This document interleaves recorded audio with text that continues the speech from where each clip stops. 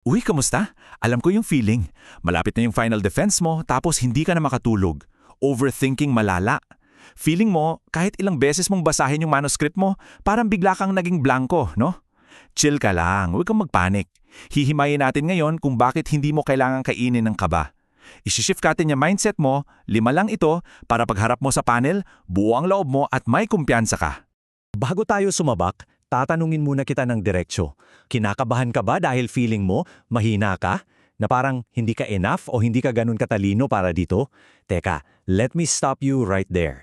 Hindi ka kinakabahan dahil mahina ka. Kinakabahan ka kasi mali yung nakatanim sa isip mo kung ano ba talaga ang final defense. Kasi naman, karamihan sa atin, akala ang final defense parang isang malalang interrogation. Yung tipong uupuhan ka para hanapan ng butas mula chapter 1 hanggang huli para lang ipamukha sa'yo na ang dami mong hindi alam. Pero ang totoo, ibang-iba ang laro dito. Hindi ito korte at lalong hindi ka kriminal na kailangang patunayang inosente ka. Once na magets mo to, promise, gaan bigla yung daladala mo. So, simulan natin sa unang mindset shift. Tandaan mo to ha. Pressure reveals you, not destroys you. Walang personalan dito. Hindi goal ng defense na durugin ang pagkatao mo.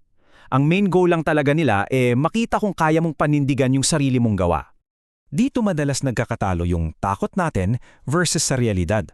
Ang takot mo, gigisahin ka ng panel para sunugin ka ng buhay. Pero isipin mo na lang na hindi ka nila ginigisa. Iniilawan ka nila. Binibigyan nila ng spotlight yung research mo para makita ng malinaw yung pinaghirapan mo. Pinipressure ka nila para lumabas yung galing mo, hindi para tunawin ka. Sa totoo lang, pag na-pressure ka na dun sa harap, 3 bagay lang naman ang gustong malaman niyan Naiintindihan mo ba talaga yung study mo? Kaya mo ba siyang ipaliwanag ng maayos sa ibang tao? At nag-grow ka ba sa buong proseso ng paggawa nito? Yun lang. Pressure doesn't destroy you. Pinapalabas lang nito kung sino ka na yun matapos ang ilang buwan ng pagpupuyat at pagre-research. Ngayon, lipat tayo sa pangalawang shift natin. Ito, sobrang laking trap nito sa mga estudyante. Yung feeling na kailangan absolute perfect at alam mo lahat bago ka humarap sa panel. Kapatid, shift number 2. You are ready enough kahit pa feeling mo hindi ka 100% ready. Real talk tayo Kung hihintayin mo yung moment na maramdaman mong, yes, ready na ako, wala na silang pwedeng itanong na hindi ko alam, nako, baka hindi na dumating yon. Walang 100% sure sa buhay. Kung hihintayin mo yung ganong feeling, mapaparalyze ka lang. Baka manigas ka lang sa takot at hindi ka na talaga makapagsalita dun sa harap. Gusto kong isipin mo ng mabuti kung sino ka sa loob ng kwartong yon.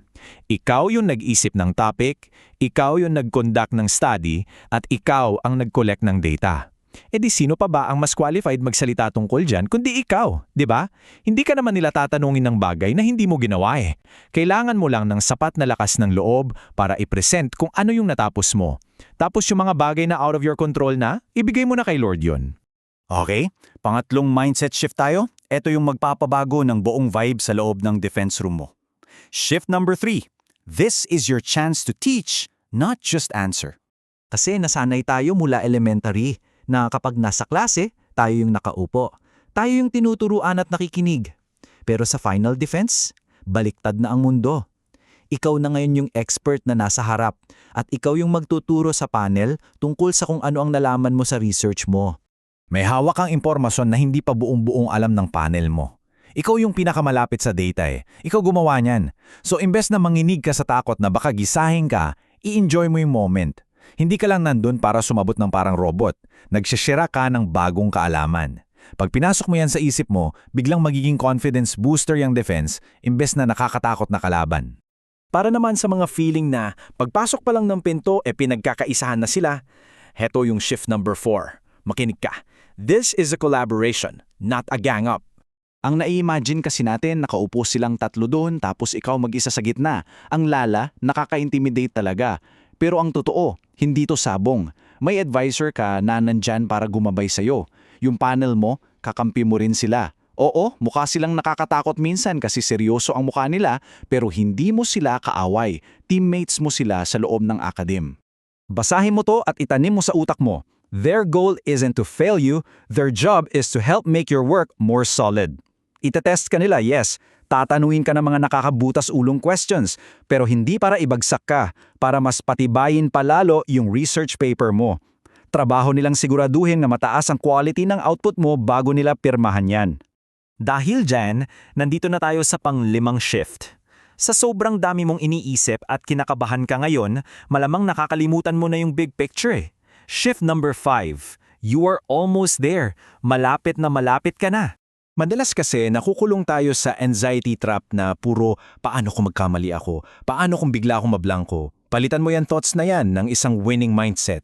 Imbes na puro negative na what ifs, isipin mo, grabe, malapit nang matapas to.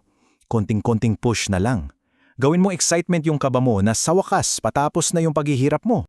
Kung ginawa mo yung part mo at kung naging tapat ka sa buong proseso ng research mo, this moment is not here to stop you. Nandyan yan to push you forward. Isang stepping stone na lang to para makuha mo yung diploma mo at makagraduate ka na. Wag na wag mong hahayaan na pigilan ka ng takot ngayong nasa huling stretch ka na ng laban. At dahil andito ka pa at nakikinig, bibigyan kita ng isang bonus mindset para tuluyan ng gumaan yung dibdib mo. Eto ha, walang perfect na final defense. Uulitin ko, walang perfect defense. Kahit gaano pa katalinong isang estudyante, may masasabi at masasabi ang panel dyan. May ipapabago at ipapabago sila. At alam mo ba, okay lang yun. That is perfectly normal. Ito yung gusto kong wag na wag mong akalimutan. The number of revisions you get is not a measure of your intelligence. Hindi ibig sabihin na porket namula sa revisions yung papel mo, mahina na yung utak mo. Huwag kang masyadong harsh sa sarili mo. Yung pagtanggap ng corrections, normal na parte yan ng pag-aaral at pagkatuto. So ano ba talaga ang pinakamahalaga sa huli? Ang tunay na mahalaga ay yung marunong kang tumanggap ng feedback at alam mo kung paano mag-improve. Be humble, be teachable. Sa totoo lang, dapat nga magpasalamat ka pa kasi ibig sabihin ng revisions may mga taong naglaan ng oras at effort para gabayan ka at pagandahin pa yung final paper mo. Bago tayo magtapos, gusto kitang kausapin ng masinsinan. Minsan ba naiisip mo na tamad ka? O baka bobo ka kaya nahihirapan kang ayusin tong papel mo ngayon? Walang katotohanan yan. Hindi ka tamad, hindi ka bobo. Nalilito ka lang sa proseso at natural na kinakabahan ka ngayon. Valid lahat ng nararamdaman mo pero wag mong hayaang kainin ka ng ganyang negative self-talk. Kayang-kaya mo to. Huminga ka muna ng malalim. I-reframe mo yung mindset mo gamit itong mga shifts na hinimay natin ngayon. Huwag mong isipin agad lahat ng pwedeng sumablay. Take it step by step. Humarap ka sa panel, panindigan mo yung paper mo at tapusin mo to. Ang tanong na lang ngayon handa ka na bang pumasok sa kwartong iyon at ipakita sa kanila kung gaano kalayo na ang narating mo?